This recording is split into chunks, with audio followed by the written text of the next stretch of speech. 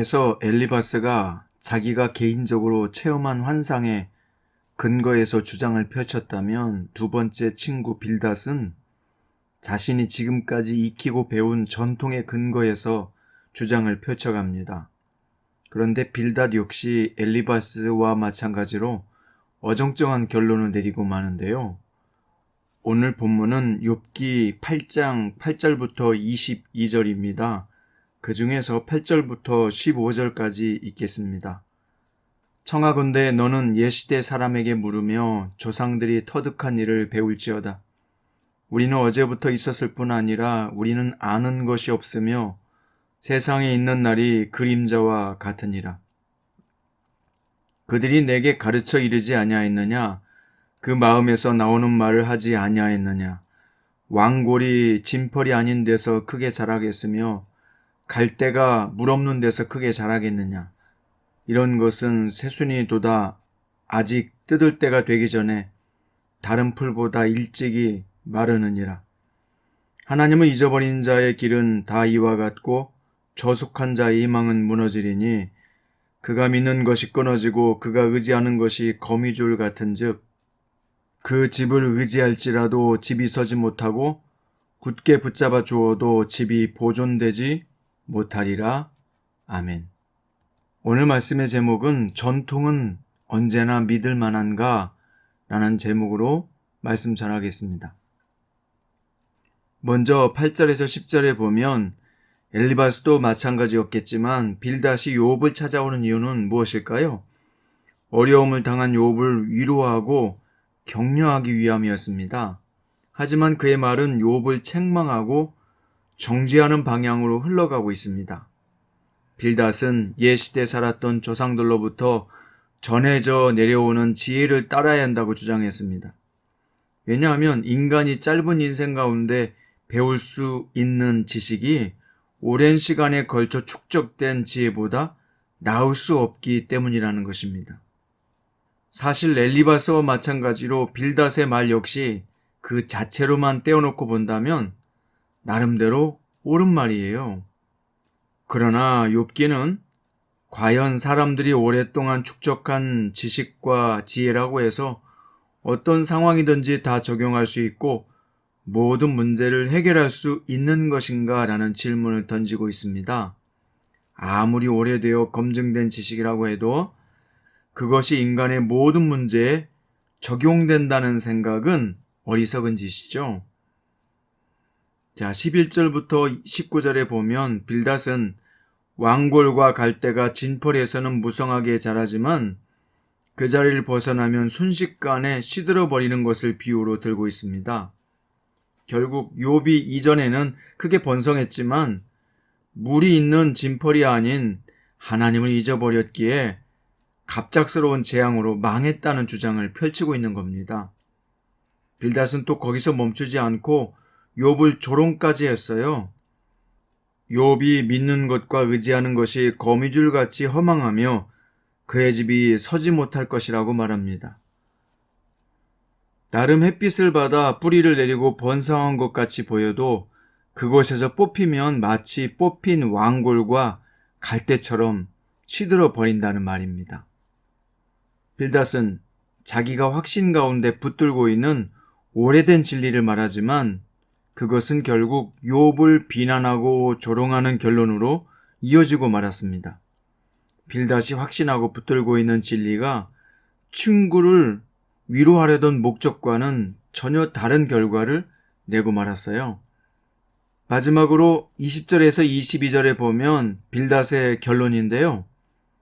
빌닷도 욥이 당대 의인이었다는 사실을 잘 알고 있었기 때문인지 욥 당신이 그렇다는 말은 아니다라는 식으로 슬그머니 수습하며 마무리 짓고 있습니다. 욥은 순전한 사람이기 때문에 하나님이 복을 주실 것이라는 결론으로 수습한 것입니다. 그러나 빌닷의 마무리는 전반적인 이야기 흐름에서 벗어나 보입니다. 그는 하나님이 악한 자를 붙들어주지 않으신다고 말하며 너를 미워하는 자와 악인의 장막을 저주하는 것으로 말을 마무리 짓습니다. 다시 말하면 의인인 욥은 회복될 것이고 악인은 재앙을 당하리라고 얼버무립니다.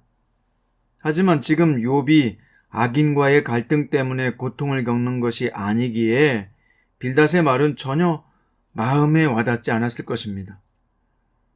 빌닷이 신봉하던 전통에 근거한 정의는 악인이 누구인지 정해지지 않는 상황에서 악인에 대한 저주를 늘어놓는 엉뚱한 결론에 빠지고 말았습니다.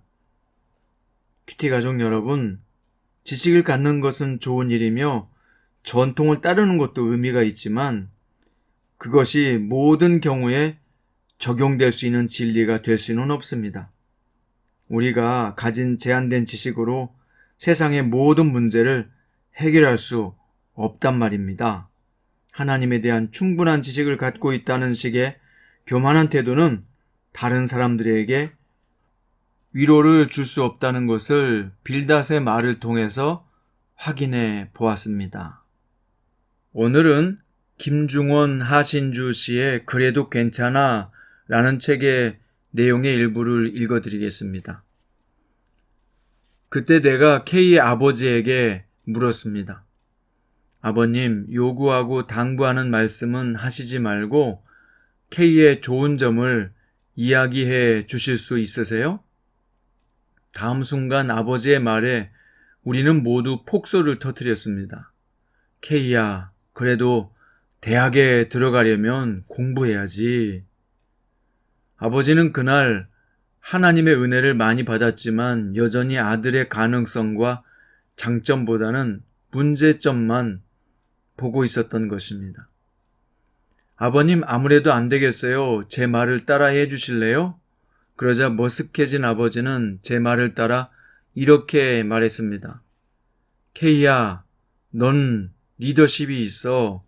넌 따뜻하고 남을 배려하는 아이야. 넌 영향력이 있어. 친구들이 널 따르고 좋아하잖아. 넌 지혜가 있고 통찰력이 대단해. 넌 멋있는 도시 건축가가 될 거야. 넌 꼭 해야 할 말을 지혜롭게 잘 전달하는 능력이 있어. 그때 놀라운 일이 일어났습니다. 아버지를 쳐다보지도 않던 K의 얼굴에 잔잔한 미소가 퍼지기 시작한 것입니다.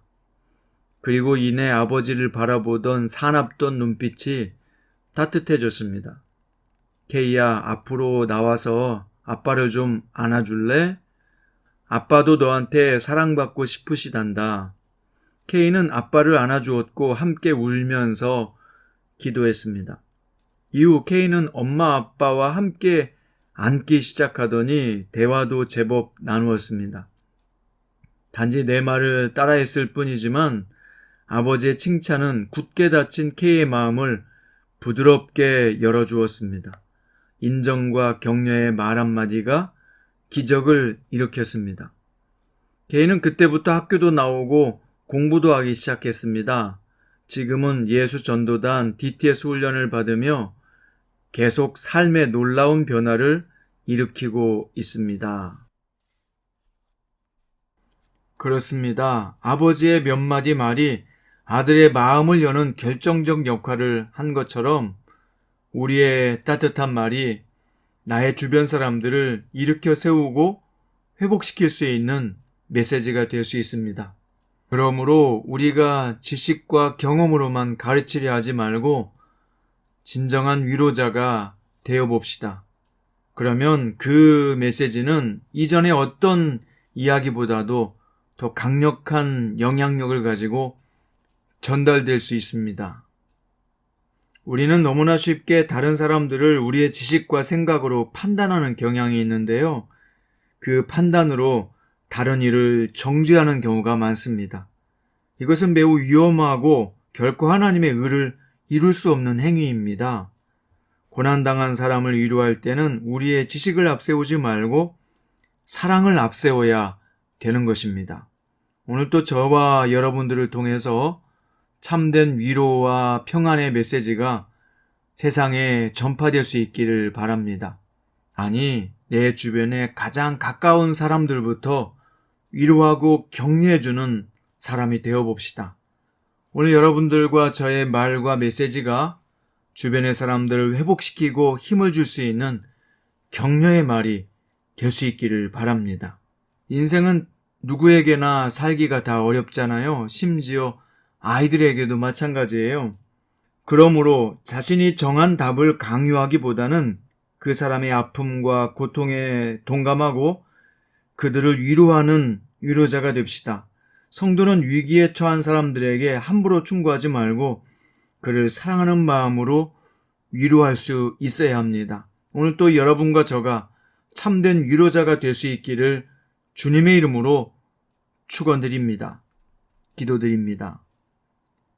사랑하는 주님, 이 세상을 살기가 결코 녹록하지 않습니다. 누구에게나 스트레스는 있고 절망과 좌절과 낙심이 있습니다. 주님, 우리가 주변 사람들에게 참된 위로자가 되고 격려자, 지지자가 될 수 있는 사람들이 되기를 원합니다. 과거의 전통이나 내가 경험한 것만 가지고 누군가의 삶을 자꾸 강요하는 자가 아니라 오히려 하나님 편에 서서 소망과 희망과 사랑의 메시지를 전달할 수 있는 위로자가 되게 해 주옵소서. 오늘 나의 주변에 있는 사람들을 죽이는 자가 아니라 살리는 자가 되게 하시고 힘들어하는 사람들에게 소망을 줄 수 있는 그런 주님의 사람으로 쓰임받게 하옵소서. 오늘도 성령의 인도하심을 믿습니다. 살아계신 예수님의 이름으로 기도드립니다.